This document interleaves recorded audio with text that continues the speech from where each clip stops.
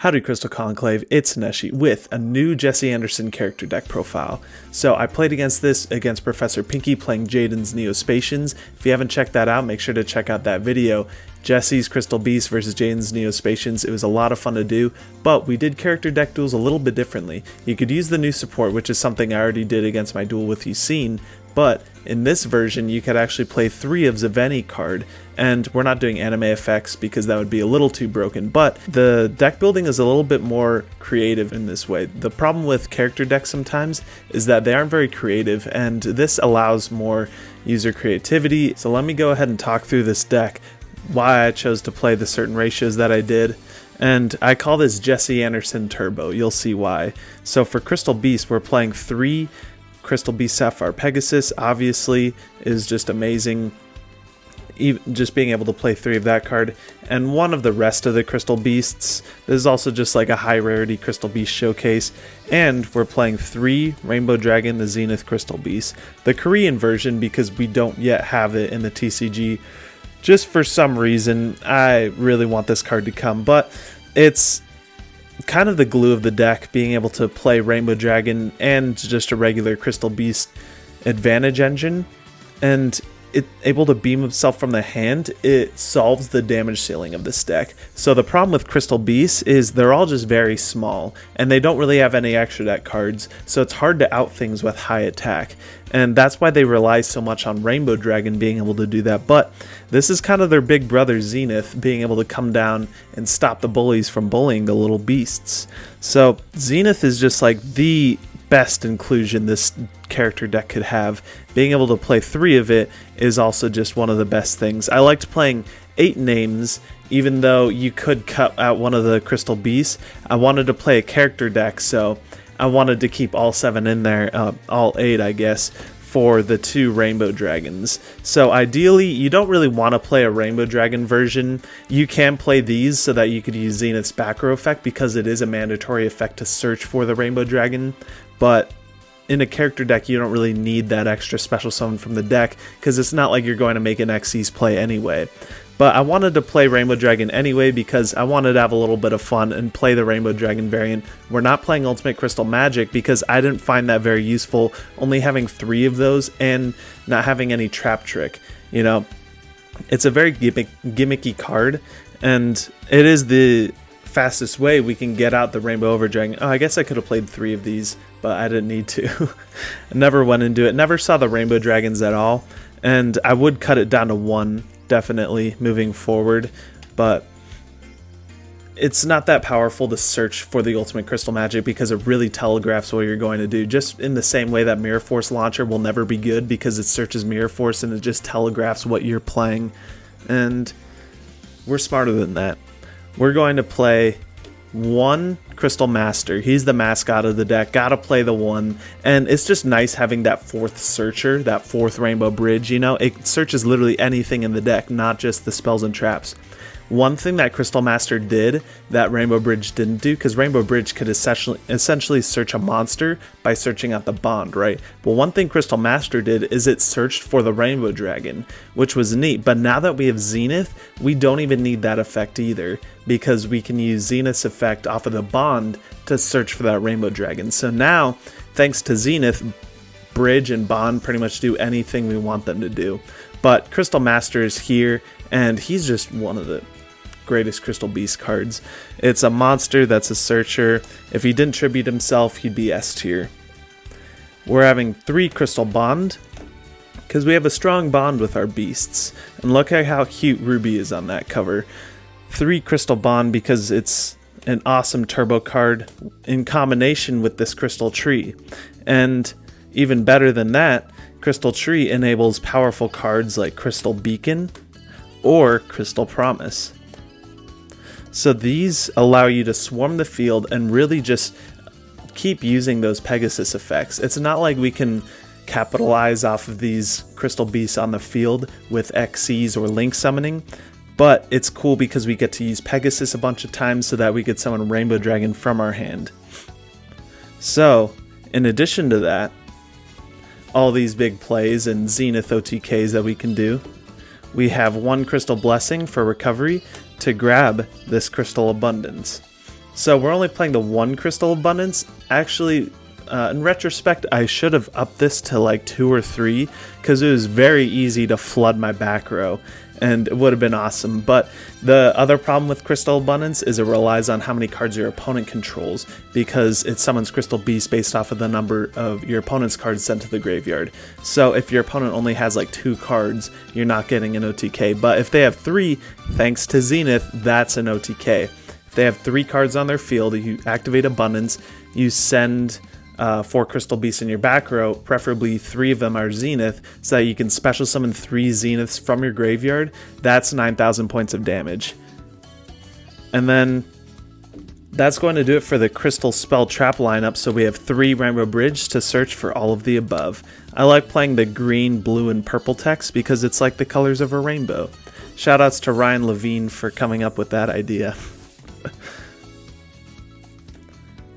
And next we have 3 Ancient City Rainbow Ruins. So this is kind of telegraphed.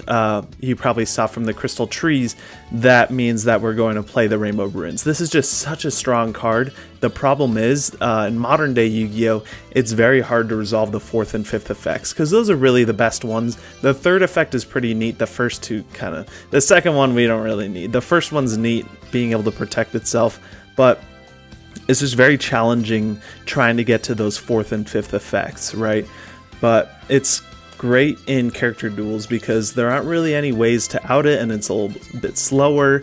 You don't have to deal with negation very much. So it's just an awesome card to have. The 1 Pot of Greed, because why wouldn't I run this? It's funny, in the GX anime, Jesse had it. It was just like 1 snapshot of him having it at the bottom of his deck. I think when he was playing against Jaden, he never actually used Pot of Greed, but we saw a little snapshot of his deck, and it was just at the bottom. So it just proves Jesse played Pot of Greed, even though he never actually activated it. But it's traditional format, so we're only allowed 1 Pot of Greed, even though I'd love to play 3 of this card, obviously. For the traps, we're on 3 Conclave. Just such an awesome card in this deck. I would love to play like 6 of these if I could. Technically we are because of Rainbow Bridge, but even then I still would play 6 of this, because it's just the only defensive way we can play, unless we set up Rainbow Ruins with 3 in the back row and like 2 or 3 monsters so that we can start negating spells and traps.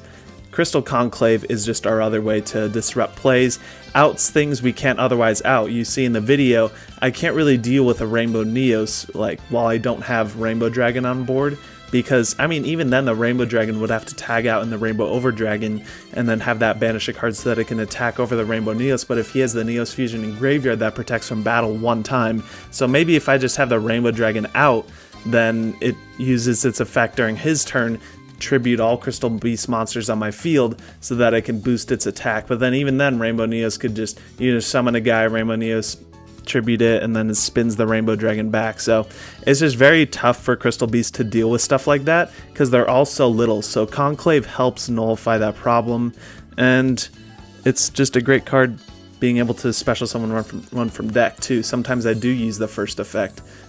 Uses it more in Duel Links. I've never played enough character decks to warrant review how good the first effect is, but I could talk all day about Conclave. I named the Duel Links deck Conclave Control for a reason. It's just a very awesome card. Big fan of it. For the 40th card, I decided to play One Last Resort. Now, you would hear in my past videos, this is the last resort card I would play in any Crystal Beast deck, because there exist cards like Terraforming, Set Rotation, Metaverse, even Demise of the Land. Any card, even Planet Pathfinder. Like, there's so many better cards than Last Resort, but since this is a character deck, I can only play cards that Jesse used. So, this is the next best thing to search out Rainbow Ruins.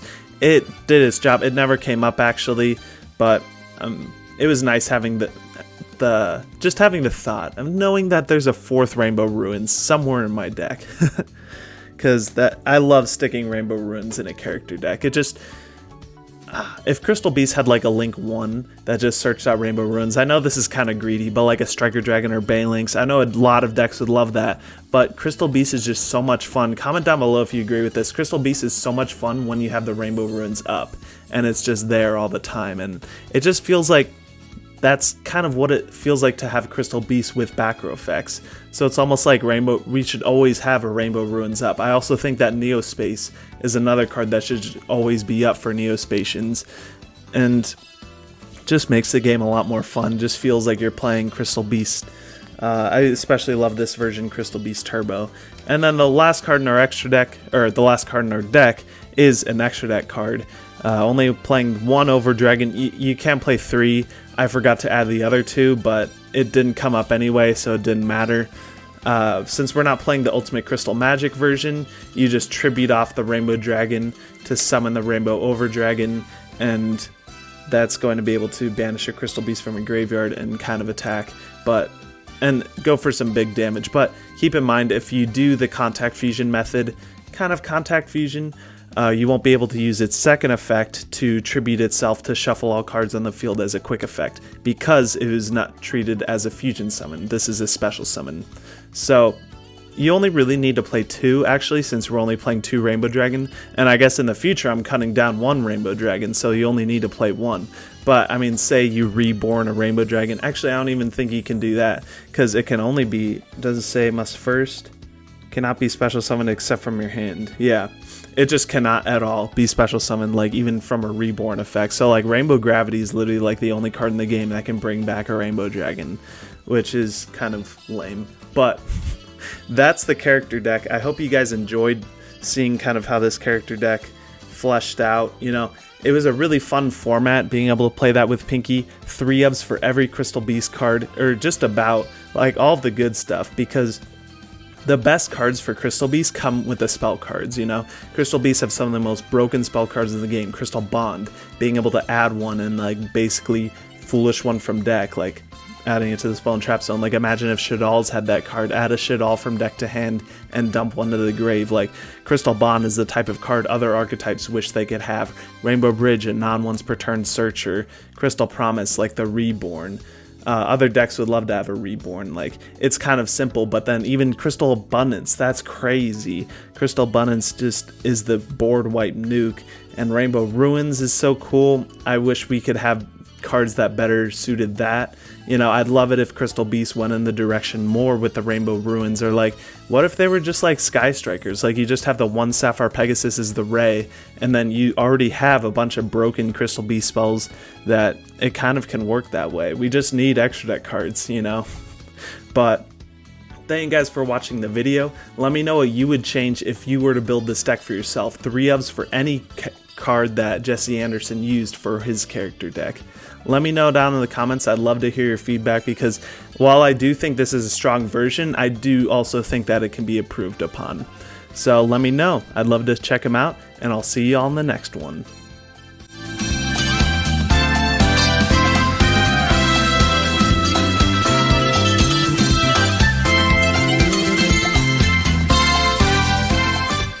I would argue he's advanced Crystal Beast more than anyone else has ever done in the history of Yu-Gi-Oh!